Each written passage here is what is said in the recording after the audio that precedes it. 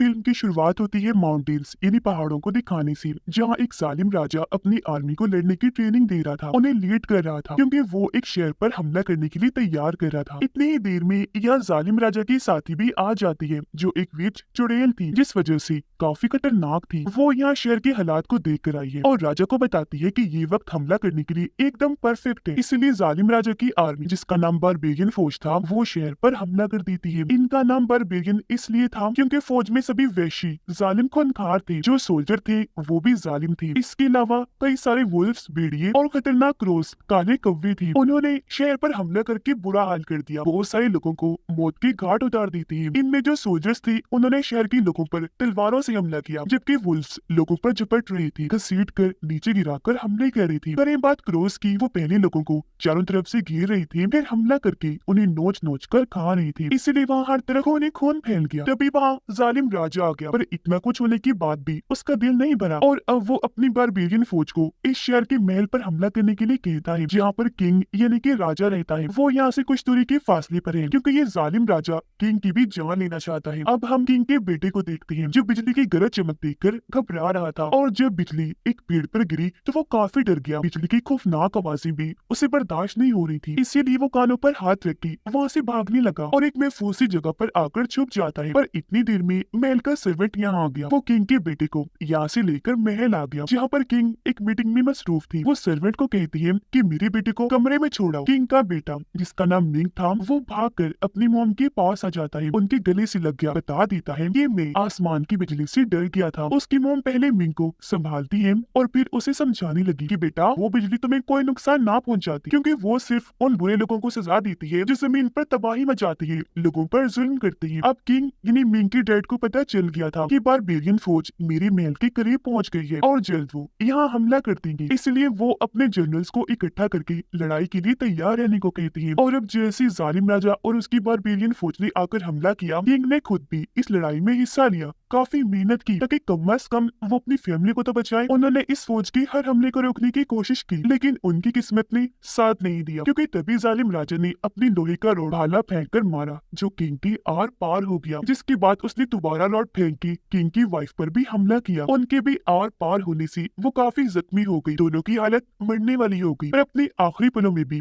उन्हें अपने बेटे मिंग की ही फिक्र हो रही थी। इसलिए जल्दी जल्दी उसे एक कश्ती में बिठाकर उसकी मोम ने यहाँ से भेज दिया। जाते जाते मिंग अपने मोम डैड को अपनी आंखों के सामने मरता हुआ देख रहा था, जिस वजह से वो काफी दुखी होते हुए पूरी तरह से टूट जाता है। पर जैसे तैसे उसने खुद को कंट्रोल किया। उसे अब जालिम राजा पर बहुत गुस्सा आ रहा था और यहाँ वो अपने मोम डैड की मौत का बदला लेने की कसम उठा लेता है कि कुछ भी हो जाए, अब मैं जालिम राजा और उसके साथियों को नहीं छोड़ूंगा। जिसके बाद वो यहाँ से निकल गया। तभी जालिम राजा की साथी यानी विच आकर उसे कहती है कि मैं बहुत ही अच्छी खबर लेकर आई, हमने माउंटेन्स के वेस्ट एरिया में हमला करके वहाँ अपना कब्जा कर लिया है। पर ये सुनकर भी राजा खुश नहीं होता, क्योंकि वो और ज्यादा ताकतवर बनना चाहता है। इसीलिए वो अपनी बारबेरियन फौज को माउंटेन्स के ईस्ट एरिया पर भी हमला करने के लिए तैयार होने को कहता है। पर उनका ये वाला टास्क आसान नहीं था, बल्कि यूं कहीं की मौत को दावत देने वाली बात थी, क्योंकि विच उसे बताती है कि ईस्ट एरिया में हमला करना बेहद मुश्किल है। वजह ये है कि सालों से एक ब्लैक ड्रैगन ईस्ट एरिया की हिफाजत कर रहा है, जो बहुत ही बड़ा और खतरनाक है, और वो वहाँ की एक केव गार में है। जिस पर राजा कहता है कि कोई मसला नहीं, हम उस ड्रैगन से बचते हुए वहाँ हमला कर देंगे, जिसके लिए हम बहुत बड़ी टनल सुरंग बनाएंगे, जिसके रास्ते हम ईस्ट एरिया में जाकर वहाँ हमला कर देंगे। विच उसे कहती है कि ये भी कोई समझदारी का फैसला नहीं है, क्योंकि ऐसे तो हमें काफी टाइम लग जाएगा। पर राजा, जो अपने इरादों का पक्का था, कहता है कि जो भी है, हमला करके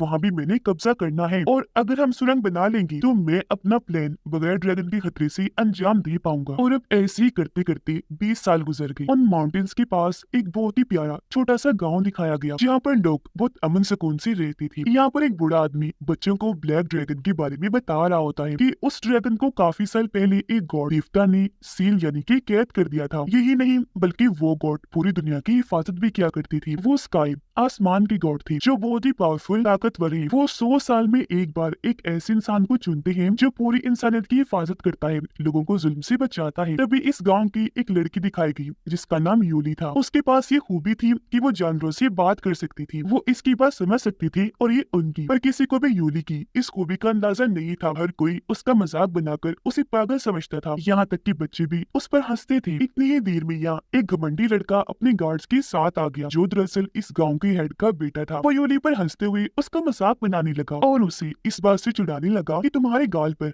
लाल रंग का निशान बना हुआ है, जिस वजह से तुम बदसूरत लगती हो। तुम बिल्कुल कोई डीमन शैतान जैसी दिख रही हो। और बेचारी को काफी चिढ़ाता है। इस बीच वहाँ एक और लड़का आ गया जो काफी अच्छी आदत का था। वो कब से सब कुछ देख रहा था, इसलिए हेड के बेटे और उसके गार्ड्स को रोकता है कि तुम यूली को परेशान ना करो। वो हेड के बेटे को काफी बातें सुनाकर उसकी बेइज्जती भी करता है कि तुम में जरा इंसानियत नहीं, तुम कैसे एक मासूम लड़की को परेशान कर रहे हो। इस बात से अब हेड के बेटे को भी गुस्सा आ गया। वो जब आगे आया तो वो लड़का हेड के बेटे के मुंह पर मुक्का मारकर उसे नीचे गिरा देता है, जिसके साथ ही उसे वो ख्याल आने लगी जब जालिम राजा उसके मोम डैड यानी कि किंग और रानी को मार रहा था। जी हाँ, ये लड़का और कोई नहीं बल्कि मिंग था, जो अब बड़ा हो गया है। बचपन में जो उसने देखा उस वजह से ये ख्याल उसे अक्सर सताते हैं और किसी के साथ भी वो गलत होते हुए नहीं देख सकता। इतनी ही देर में यहाँ विच भी पहुंच गई, जो गांव के एक आदमी पर हमला करके उसे मार गिराती है, जिसके बाद अपने हाथ को एक आदमी के सीने में घुसा देती है। हाथ आर पार करके बड़ी बेरहमी से उस आदमी का दिल निकाल लेती है। ये चीज गाँव के बूढ़े आदमी ने भी देख ली थी, इसीलिए वो फौरन गाँव के हेड के पास गया और उसे इस खतरे विच के बारे में बताता है। साथ ही वो ये भी खबर देता है कि वो जल्द जालिम राजा की बारबेरियन आर्मी ईस्ट एरिया पर हमला करके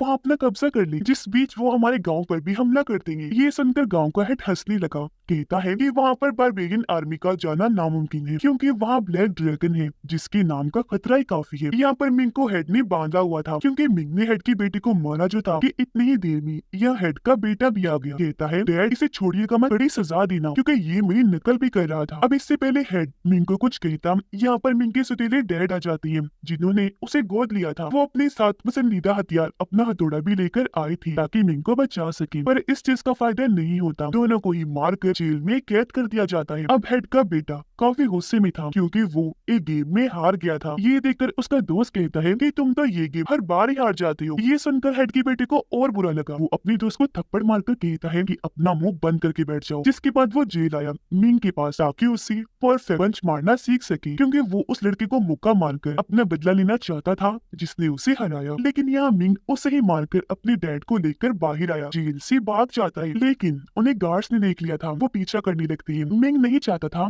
कि मेरे डैड को किसी मुश्किल का सामना करना पड़े, इसलिए वो उनको वही छोड़कर गार्ड्स को अपने पीछे लगा लेता है, ताकि ऐसे उनका ध्यान भटक जाए और उसके डैड यहाँ से भाग जाए। अब यूली जब मिंग को मुसीबत में देखती है तो उसकी मदद करने लगी। वो एकदम से अपने फ्रूट्स वहाँ पर फेंक देती है, जिससे गार्ड्स की पाँव फिसले और वो सारी वहीं पर गिर जाती है। ये देखकर मिंग यूली को भी अपने साथ लेकर वहाँ से भागने लगा। वो दोनों हेड की बेटी और उसके गार्ड से बचकर काफी दूर निकल आए थे, पर कोई फायदा नहीं था। उनका पीछा करते करते हेड का बेटा और गार्ड दोनों उन्हें घेर लेते हैं। ये दोनों उस केव यानी गाल के पास खड़ी थी, जिसके अंदर ब्लैक ड्रैगन को सील करके रखा गया था। पर इस चीज से अनजान मिंग यूली को लेकर केव के अंदर चला जाता है, जबकि हेड का बेटा, जिसे केव में ब्लैक ड्रैगन का पता था, वो अपने साथियों को रोक लेता है, अंदर जाने नहीं देता। जिसके बाद खुद वो यहाँ से चला गया ताकि इस बारे में अपने डैड को बता दे। अब उसका एक गार्ड भी ड्रैगन के बारे में जानता था, इसीलिए वो बाकी गार्ड्स को बताने लगता है कि स्काई गॉड ने 3 दिन तक इस ब्लैक ड्रैगन से लड़ाई की थी, पर क्योंकि वो काफी ताकतवर गॉड थे, इसलिए उन्होंने ड्रैगन पर अपना काबू पाकर उसे यहाँ सील कर दिया। केव के अंदर मिंग और यूली जब एक जगह पर पहुंचे तो यहाँ वो अपनी अपनी जिंदगी के बारे में बताने लगती है। यूली कहती है कि रोज रोज लोग मुझे तंग करते हैं, काफी परेशानी देते हैं, जिनसे मैं बहुत तंग आ चुकी हूँ। मैं ऐसी जिंदगी चाहती हूँ जहाँ पर सुकून हो, कोई टेंशन परेशानी ना हो और कोई तंग करने वाला भी ना हो। उसकी ये बातें सुनकर मिंग भी काफी हद तक उससे जुड़ रहा था, क्योंकि उसने भी छोटी सी उम्र में ही अपने प्यारों को खो दिया। इससे पहले वो कुछ कह पाता, ब्लैक ड्रैगन जो सच में काफी बड़ा और खतरनाक था, वो अपनी डरावनी सी आंखें खोलता है, जो यूली के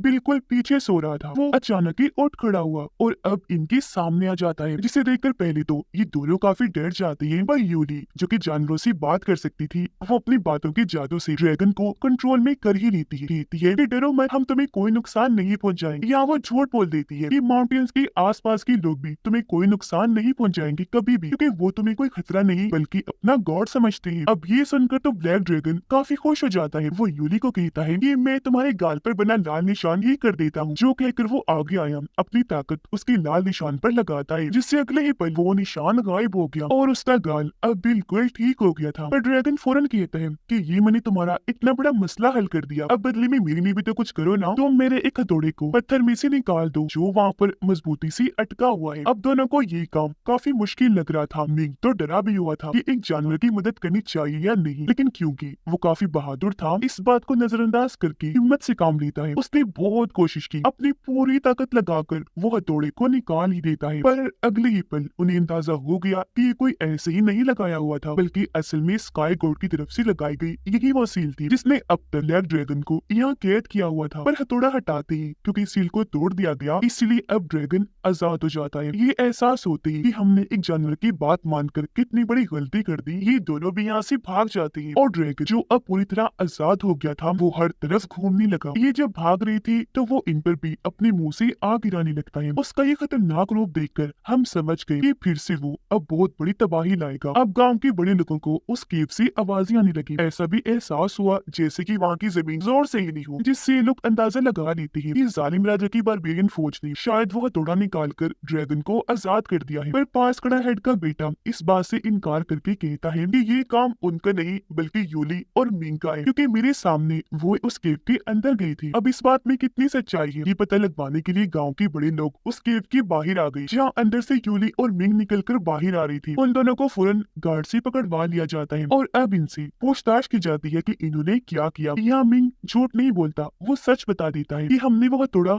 उस पत्थर से निकाल दिया जिस वजह से ब्लैक ड्रैगन आजाद हो गया है। जो सुनकर सारे ही काफी परेशान हो जाते हैं, क्योंकि वो जान गए थे कि अब जल्दी वो ड्रैगन हमारे लिए जान का अजाब बन जाएगा, जिससे हमें बहुत खतरा होगा। इसलिए गांव का हेड यूली और मिंग को वहां बंधवा देता है और उन्हें मौत की सजा सुनाकर अपने गार्ड्स को ये हुक्म देता है कि उन्हें जिंदा जला दिया जाए। ये देखकर मिंग उससे जान की भीख मांगता है और कहने लगा कि मुझे एक और मौका दे दीजिए, मैं ब्लैक ड्रैगन को अपने कंट्रोल में कर लूंगा, जिसके बाद मैं हथौड़े की मदद से उसे दोबारा सील करके वहाँ कैद कर दूंगा। इसके लिए हेड मान तो गया, पर उसे मिंग पर भरोसा नहीं था कि वो ऐसा कर भी पाएगा या नहीं। इसलिए वो मिंग से कहता है कि अगर तो तुमने ऐसा कर लिया तो ठीक है, वरना हम यूली को भी जिंदा जला दे। फिर अब मिंग दोबारा से उस केव में गया, उसे वहाँ वो हथौड़ा पड़ा हुआ दिख गया, जिसे फौरन वो उठाकर आगे बढ़ा ताकि ड्रैगन को कंट्रोल में कर सकूं। पर जैसे ड्रैगन ने उसे देखा वो मिंग पर हमला कर देता है, उसके पीछे पड़ गया। वो मुंह से आग निकालने लगा, जो आग इतनी ज्यादा थी कि इसका असर गांव के लोगों पर भी पड़ रहा था। उन्हें भी तकलीफ हो रही थी, इसीलिए हर तरफ अफरा तफरी मच जाती है। ब्लैक ड्रैगन को इतना खतरनाक पाकर वो गार्ड जो मिंग के साथ आए थे इधर उधर भागने लगते हैं, जिस वजह से गांव के बड़े लोग काफी परेशान हो गए। वो हर जगह उस नोट को ढूंढने लगते हैं जिस पर लिखा गया था कि इस ड्रैगन को सील कैसे किया जा सकता है या फिर इसे छुटकारा कैसे मुमकिन है। मिंग इतना बहादुर था कि वो अब ड्रैगन के पीछे पड़ जाता है, बार बार हथौड़े से उसकी दुम पर वार करता रहता है, जबकि उन दोनों की लड़ाई से गार्ड्स डरकर भाग रही होती है। और अब मिंग बड़ी हिम्मत करके ड्रैगन की दुम पकड़ने में कामयाब हो जाता है और किसी तरह हथौड़े की मदद से ड्रैगन को कंट्रोल में भी कर लेता है, जिस वजह से मिंग तो काफी खुश हो गया। पर इससे ड्रैगन को बहुत गुस्सा आ चुका था। वो अपनी दुम से मिंग पर वार करके उसे दूर फेंक देता है, जिससे हथौड़ा भी उसके हाथ से छूटकर गिर गया। गांव के बड़े लोगों को वो नोट भी मिल गया था, जिस पर लिखा हुआ था कि ड्रैगन को सिर्फ आसमानी बिजली से ही रोका जा सकता है। जिस बीच ड्रैगन बार बार मिंग को उठा उठाकर पटक पटक के मार रहा था, लेकिन फिर हिम्मत करके वो हथौड़ा उठाता है और ड्रैगन से लड़ने के लिए बिल्कुल तैयार था। वो केव से बाहर खड़ा था। इससे पहले कि हथौड़े से ड्रैगन पर हमला करता, आसमान में बिजली चमकने लगी और फिर एक साथ बहुत सारी बिजली उस हथौड़े पर आकर गिरती है और अब मिंग अपनी पूरी ताकत के साथ हथौड़े को जमीन पर दे मारता है, जिसका असर जैसे ड्रैगन पर हुआ वो खत्म होने लगता है। पूरा तबाह हो गया और ऐसे उस ड्रैगन का खात्मा हो जाता है।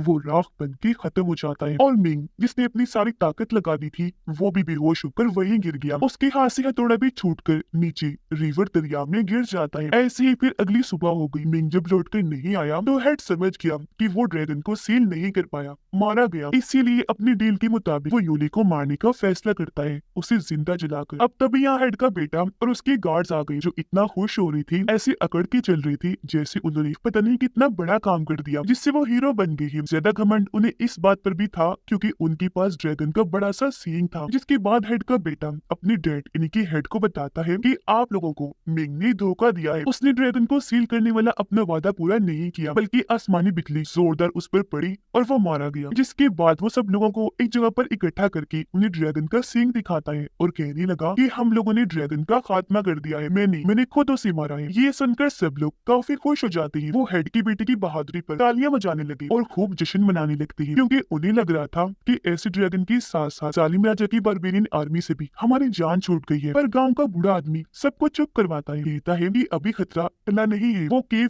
ईस्ट और वेस्ट एरिया को एक दूसरे से मिलाती है, उसकी वजह से हम मसले में फंस सकते हैं। इसलिए अब ये उस केव को बंद करने का फैसला करते हैं। पर हेड का बेटा बड़े घमंड से उनसे बात करने लगा। इस बात को टालकर वो सबको यूली के खिलाफ भड़काने लगता है। इसे मार ही देना चाहिए क्योंकि इसने कई लोगों की जान को खतरे में डाला था ड्रैगन को आजाद करके। लेकिन तभी यहाँ मिंग आ गया। इसे जिंदा देखकर हर कोई काफी हैरान रह जाता है क्योंकि हेड की बेटे ने तो बताया था कि वो मर चुका है। पर इससे पहले मिंग यहाँ सच्चाई खोलता हेड का बेटा उसे बुज़दिल कायर कहने लगता है, और ये भी कि जब हम ड्रैगन से लड़ाई कर रहे थे तो ये हमें मुसीबत में अकेला छोड़कर भाग गया था। अब इन लोगों की बहस देखकर गांव के हेड को गुस्सा आ गया, इसलिए वो अब मिंग के सामने दो ऑप्शन रखता है कि या तो यूली को जिंदा चला दिया जाएगा या फिर तुम्हें इस जगह को छोड़कर जाना होगा, जिसके बाद तुम कभी वापस लौटकर यहाँ नहीं आओगे। और अब क्योंकि मिंग की बातों का कोई भी यकीन करने को तैयार नहीं था और वो ये भी नहीं चाहता था कि कोई मुझे बुज़दिल कहे, और अगर वो यहाँ रहेगा तो ये लोग यूली को जला देंगे, इसलिए वो इस जगह को छोड़कर जाने का फैसला करता है। वो अपने सुतीले डैड को अलविदा कहता है और यूली को अपने साथ लेकर वेस्ट एरिया की तरफ निकल गया जहाँ वो पैदा हुआ था। एक दिन और एक रात के बाद ये लोग मिंग के घर पहुंच जाते हैं, और अब क्योंकि वो काफी सालों के बाद अपने घर आया था तो यहाँ का सारा सामान देखकर उसे अपने मोम डैड की याद आने लगती है, जो सोचकर वो काफी जज्बाती हो जाता है। उसकी आंखों में आंसू आ गए। यहाँ यूली को मिंग की मोम का आर्मर मिला, यानी कि मेडल का कवर जिसे कवच भी कहा जाता है, और साथ में एक सूट भी जो बिल्कुल नया था। और क्योंकि मिंग को अपनी मोम की याद आ रही थी इसलिए वो ये सूट यूली को पहनने को कहता है। वो जब पहन के आई तो मिंग को भी काफी अच्छी लगती है। लेकिन अचानक यहाँ पर बारबेरियन फौज के लोग आ जाते हैं जिन्होंने इस पूरी जगह पर हमला कर दिया था। कुछ सोल्जर्स इन दोनों को भी पकड़ लेते हैं। उन्होंने इन दोनों के साथ साथ गाँव के और भी कई सारे लोगों को बंदी बनाया हुआ था, जिन सबको लेकर वो एक खुफिया जगह पर आ जाती है और उन्हें खुदाई करने को कहती है। मिंग जब देखता है यह खुदाई करवाने के लिए सबके साथ यहाँ तक कि औरतों के साथ भी कितना बुरा सलूक किया जा रहा है तो उसे काफी बुरा लगा, इसलिए वो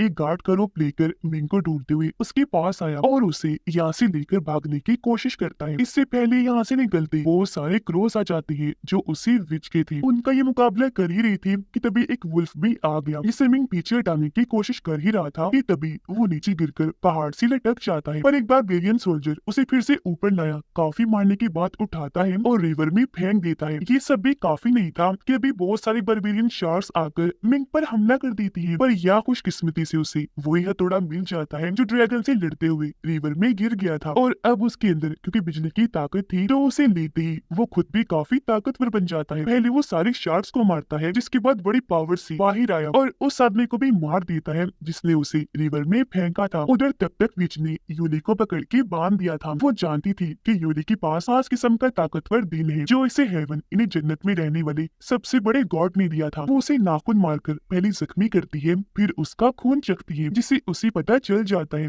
कि केव में क्या हुआ, यानी कि वो ड्रैगन मर चुका है जो इस एरिया की हिफाजत किया करता था। वो काफी खुश हो गई ये सोचकर कि अभी वहाँ पर हमला करने का बहुत अच्छा मौका है। फिलहाल यूली को यही छोड़कर वहाँ से चली गई। मिंग यूली को ढूंढते हुए केव में आ गया, पर वो उसे वहाँ नहीं मिलती, इसीलिए वो बाकी गार्ड से लड़कर बाकी लोगों को आजाद कर देता है जिन्हें यहाँ पर बंदी बना के रखा हुआ था। पर इस बीच व्हाइट रंग की वुल्फ आकर मिंग पर हमला कर देती है, उससे लड़ने लगी। वो बार बार उस पर वार करने के लिए आ रही थी जिसे मिंग को हथौड़े की मदद से दूर कर रहा था। काफी लड़ाई के बाद अब जैसे व्हाइट वुल्फ ने अपना खास हमला किया, पूरी ताकत से मिंग ने भी उस पर हथौड़े से हमला करके उसे अपने कंट्रोल में कर लिया। उधर गांव के लोग बारबेरियन फोर्स से लड़ने के लिए तैयार हो रहे थे। उन्होंने अपने अपने हथियार भी ले लिए थे और बहुत अच्छे से ट्रेनिंग भी कर ली थी। वो लड़ाई के लिए बिल्कुल तैयार खड़े थे, पर जैसे बारबेरियन फौज यहाँ आई, गाँव का हेड और उसका बेटा धोखा कर देती है। वो लड़ने की बजाय अपनी जान बचाने के लिए छुपने चले गई। बेचारे गाँव वालों को लड़ने के लिए अकेला ही छोड़ गई। लेकिन तभी यहाँ मिंग उसी व्हाइट वुल्फ पर बैठकर यहाँ आ जाता है। उसने अपने सुतीले डैड की जान बचा ली थी जो जख्मी थे और बारबेरियन आर्मी उन्हें मारने ही वाली थी। वो उन्हें लेकर अंदर चला गया जहाँ गाँव के बाकी लोग भी छुपे हुए थे, जबकि व्हाइट वुल्फ जो अब पूरी तरह मिंग के लिए वफादार बन गई थी, वो बारबेरियन के लोगों को अंदर जाने से रोक रही थी, उन पर हमला कर रही। अंदर मिंग के डैड जिनकी हालत काफी खराब थी, वो मिंग को देखकर काफी खुश हो रही थी, पर वो काफी दुखी हो जाता है क्योंकि तभी उसके डैड हाथों में ही दम तोड़ देती है। वो इस बात से टूट गया कि एक एक करके मैं अपने प्यारों को खो रहा हूँ। अब मिंग नहीं चाहता था कि बारबेरियन फौज इस गाँव को नुकसान पहुँचाए, वो यहाँ के लोगों को लूट कर उन पर जुल्म करे। इसलिए वो सब लोगों को इकट्ठा करके उन्हें हिम्मत देता है कि आप लोगों को कैसे भी करके ईस्ट एरिया की हिफाजत करनी है, जिसके लिए सबको एक होकर बारबेरियन फौज से लड़ना है। हमारी ये लड़ाई बहुत बड़ी होने वाली है जिसमें कैसे भी करके हमें उन्हें हराना है। और अब ये लोग जैसे बाहर आए, बारबेरियन फौज के साथ इनकी जोरदार लड़ाई होने लगी, जिस बीच यहाँ विच भी आ गई। मिंग जो काफी बहादुरी से लड़ रहा था, विच उसे कमजोर करना चाह रही और उसे पता था कि मिंग की कमजोरी क्या है, जो यूली थी। इसलिए विच मिंग की आंखों के सामने बड़ी बेरहमी से यूली का दिल निकाल लेती है, जिससे यूली काफी कमजोर हो गई और उसकी आंखों के सामने ही मरने लगती है। ये करके विच का दिल नहीं भरा था कि वो अपने क्रोध वाले रूप में आकर यूली को लेकर वहाँ से गायब हो गई और एक पहाड़ की चोटी पर ले आई और यूली को